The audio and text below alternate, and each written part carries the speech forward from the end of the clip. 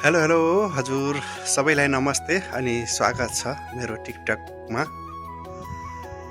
यो चाहिँ तपाईहरुले जुन देखिराख्नु भएको छ ब्याक साइड ब्याकग्राउन्डमा, यो चाहिँ साउदी अरेबियाको सुलाइमी भन्ने ठाउँ हो है। आज म तपाईहरुलाई देखाउँदै छु। म चाहिँ घरको छतबाट कैद गरेर मेरो साथीहरुलाई देखाउन चाहन्छु। म बसेको ठाउँ हेर्नुस् है, कस्तो लाग्छ कमेन्ट पनि गर्नुस् है।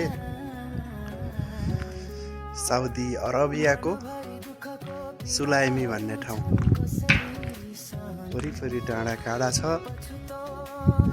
मनाङ मुस्ताङ जस्तै लाग्छ मलाई त यो ठाउँ। अलि हिउँ पर्दैन र मात्रै हो। सिरसिर हावा पनि चलिरहेको छ अलिअलि है। त्यता पार्कहरू छ, गार्डनहरू छ है।